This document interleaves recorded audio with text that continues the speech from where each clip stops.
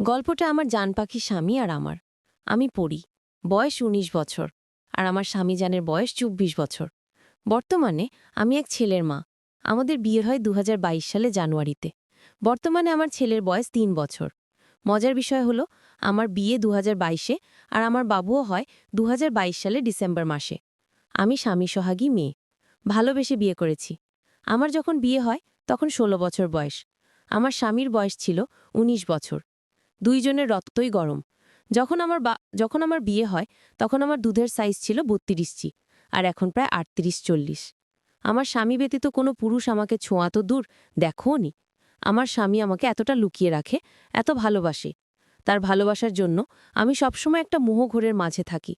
আমার স্বামী আমার থেকে দূরে থাকে না কখন। আজ বিয়ের ৪ বছর বয়সে একটি রাতও আমাকে জড়িয়ে না ধরে সে ঘুমায়নি। ভালোবাসার মাঝে কখনো কোনো কমতি দেখলে আমি মরে যাব এমন মনে হয়। কিন্তু আমার জান পাখিটা আমাকে এত আদরে রাখে, যা একটা মেয়ের স্বপ্ন।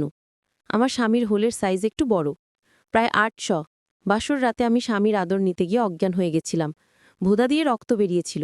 বাসর রাতে আমার স্বামী যে সুখটা দিয়েছিল তা সারা জীবন মনে পড়বে। ২ বছর প্রেম করলেও আমাকে কখন খারাপভাবে স্পর্শ করেনি।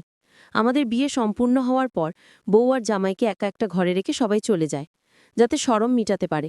তখন আমার স্বামী আমার হাতটা ধরে আমাকে আস্ত করে কাছে নিয়ে নিল। কোমরটা শক্ত করে জড়িয়ে কপালে একটা চুমু খেল। আর বলল, স্বামী, আজ থেকে আপনি আমার হলেন ম্যাম। আপনার সবকিছু আমার, শুধু আমি। হুম, সবটাই আপনার। আর শুনেন, আমার স্বামীর মুখটা এমন শুকনা কেন? কিছু হয়েছে কি পাখি?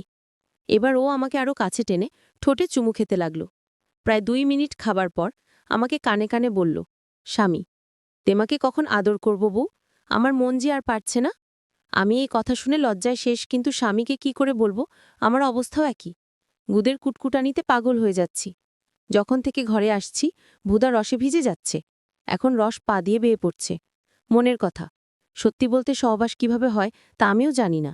কিন্তু আমার ভুদা ভিজে যাচ্ছে, আর স্বামীর ওটা দেখতে ইচ্ছা হচ্ছে। এগুলো ভেবে খুব লজ্জা করছে। লজ্জায় আমি আমার স্বামীর বুকে মিশে গিয়ে বললাম, আমি তো